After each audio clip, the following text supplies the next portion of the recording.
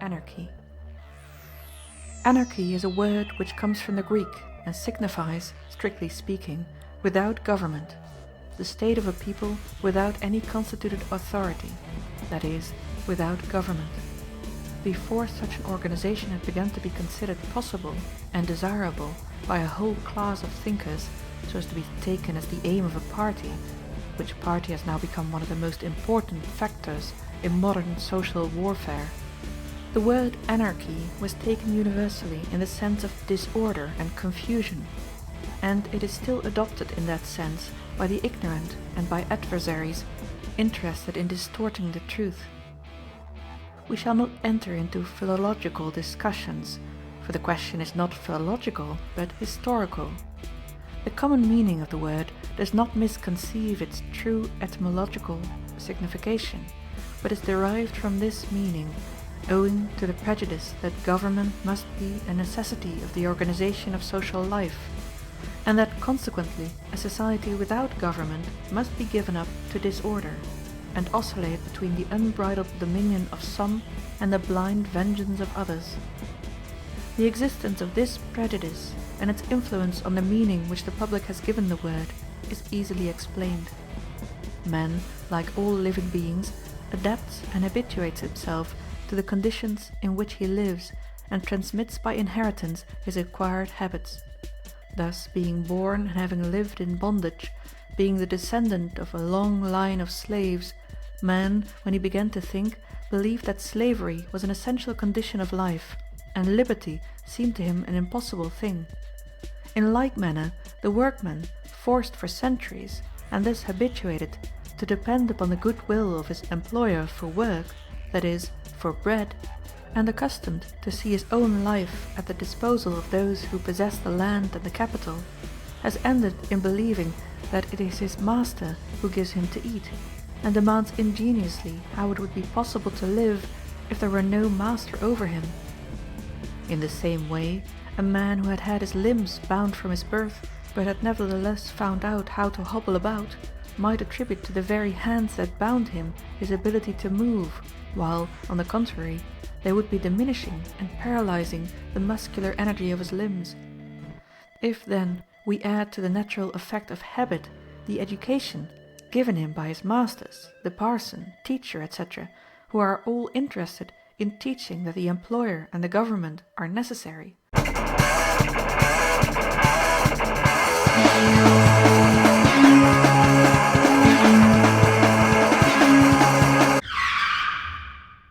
Once you've got that basic foundation of, okay, here's kind of what socialism is, here's kind of what anarchism and communism, there's these differences, then it's time, I think I want to start reading some actual theory from these actual people. And that's when I was like, here's Malatesta's pamphlet, guys. Check this out, enjoy.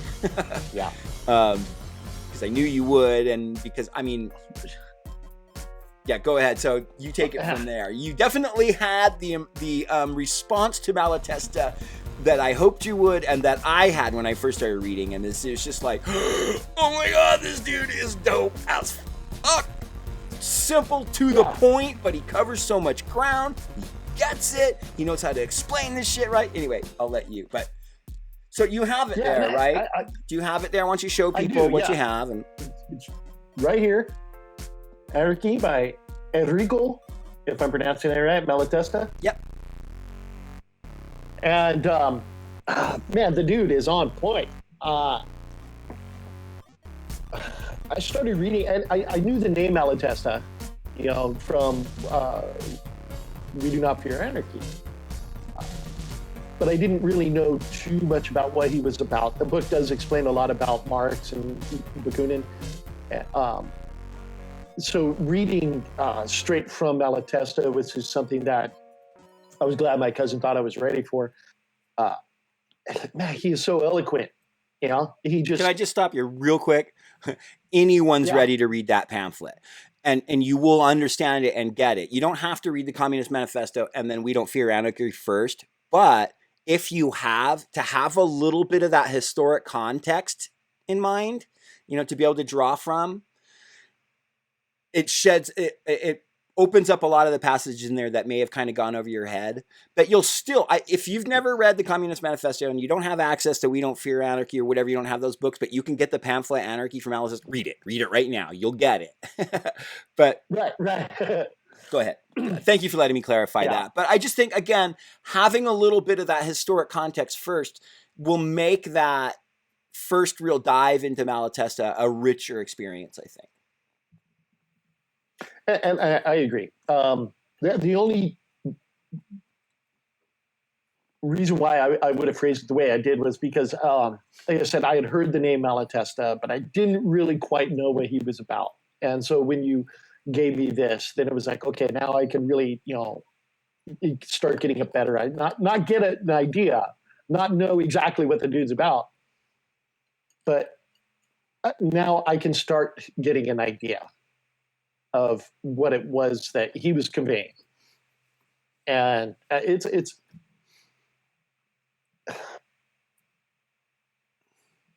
just logic. It's just pure basic logic. I don't see how. I think what I had said to you was I dare anybody to challenge the logic of what he's saying.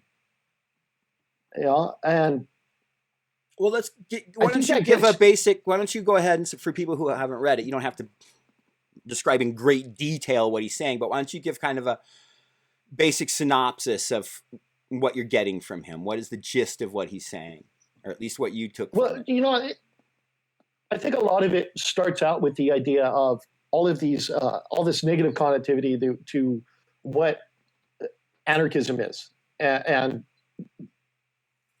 he starts out explaining why is it so easy for people to quickly dismiss anarchy. It's because they've been given an incorrect definition of it, which has always been chaos, disorder. That's just what anarchism is. It's chaos and disorder. And he's trying to say, no, he's actually getting you definitions that are the more accurate definition of what anarchy is. The absence of government, the absence of anti-authoritarian. Not the absence of anti-authoritarian, but it's anti-authoritarian, which we should clarify too. It's not being against people who are an authority on things and to hold authority like that. That's an acceptable thing, but unjustified authority, right? Like, just no, I have the power and you have to do what I say because I'm in power and I have the power, and so fuck you. And it's like, no, I'm deeply, deeply opposed to that. And anyone having the authority to tell me what to do, right? Like, I just wanted to make that. Thank you for indulging me. I just wanted to make that kind of quick differentiation between authoritarian and being an authority. Like, I like to listen to people that are like an authority on things, right? If I want to learn about it, like Malatesta would be an authority on anarchism, right? So I go to him, but he's not going to, but he's deeply anti-authoritarian. Anyway, go ahead. Right. And that's what anarchism, this is much simpler than everything involving anarchism, but it's the idea of absence of government, the idea of anti-authoritarianism. That's what he's trying to convey at the beginning of it is you're going to have a hard time explaining to people who don't know what anarchy or anarchism is because they don't understand just the basic concept of it. They don't understand the definition of it. And he goes on to explain to somebody why you're going to have these difficult situations, trying to have a conversation with somebody, and the questions that arise from people, the typical questions of, well, if there's no government, then that means no police, and how are we going to stop crime if there's no this? And that means what? There's no fire department, and he sees it, and he sees that these are going to be the problems that come up, And he's trying to give you an idea of not so much how to combat that sentiment, but to give you an understanding of the fact that this is why there aren't more anarchists, is because they don't understand these things. That they believe anarchy just means complete and total disorder and chaos. And he's explaining to you that this is that misdirection, intentional misdirection, is why you're going to have a hard time explaining anarchism to somebody. And it actually answered a few of the questions that I had, like the idea of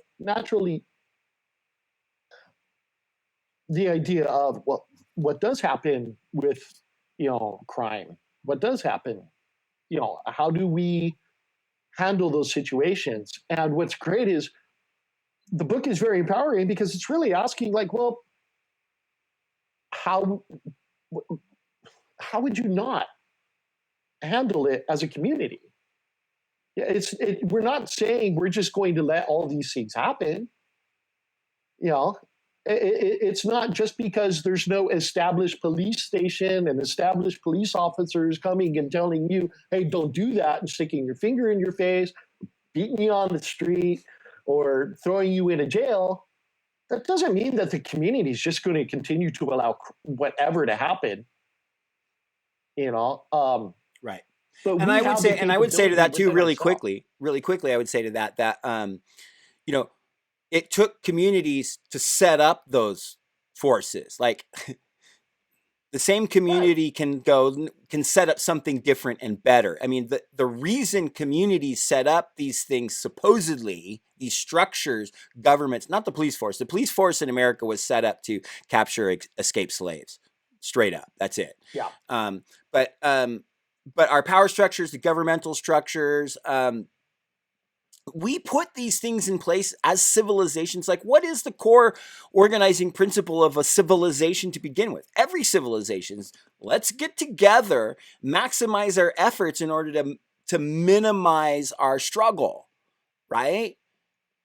Like, so if you're going to argue that we set up police forces to protect us, it's a community that got together and decided to do that.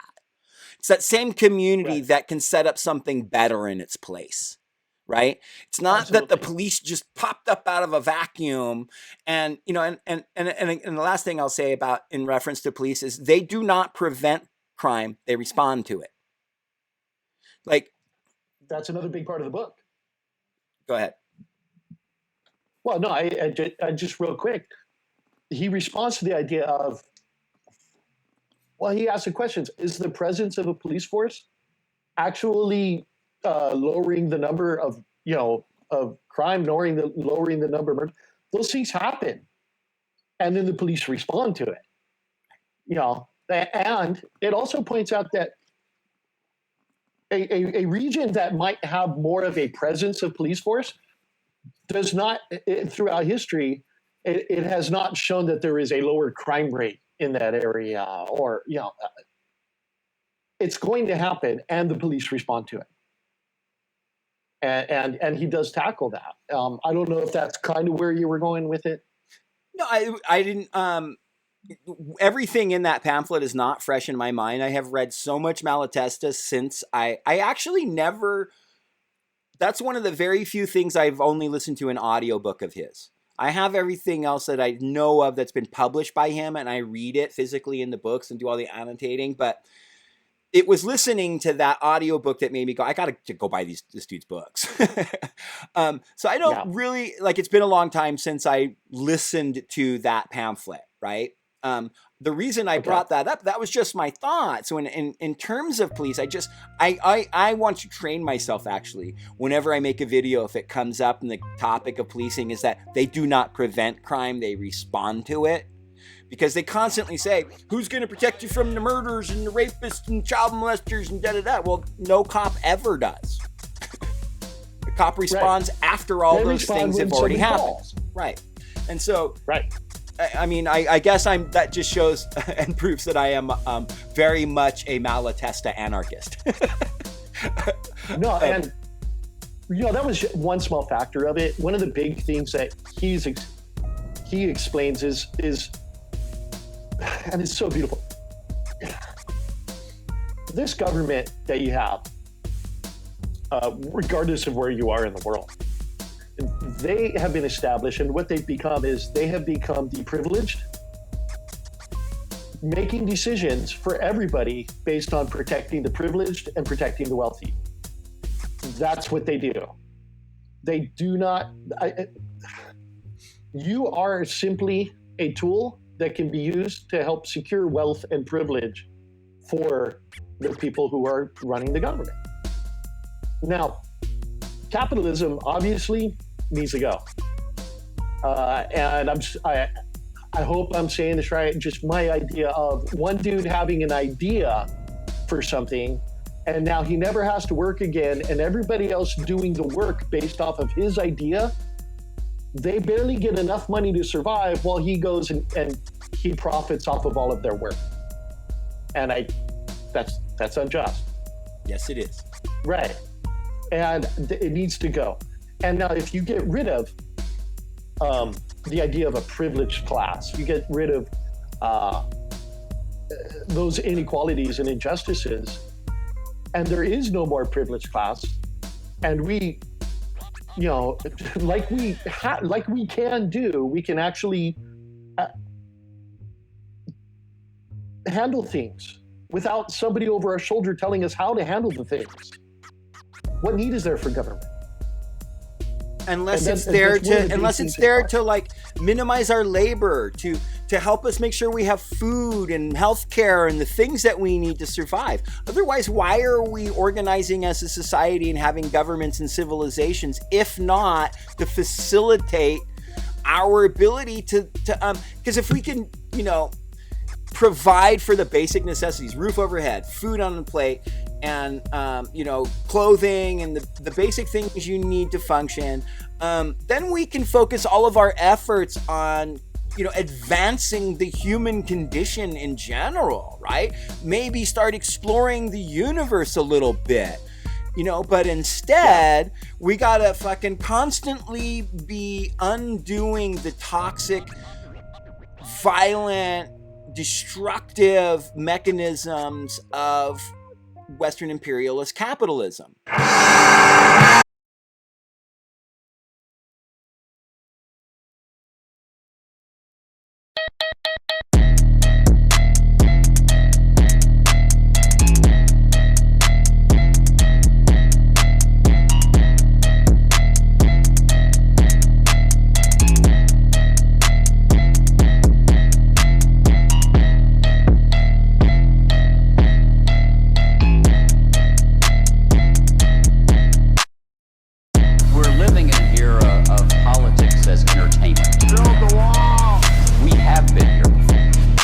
Ago, the governor of Georgia wanted to build a wall of steel to keep immigrants out.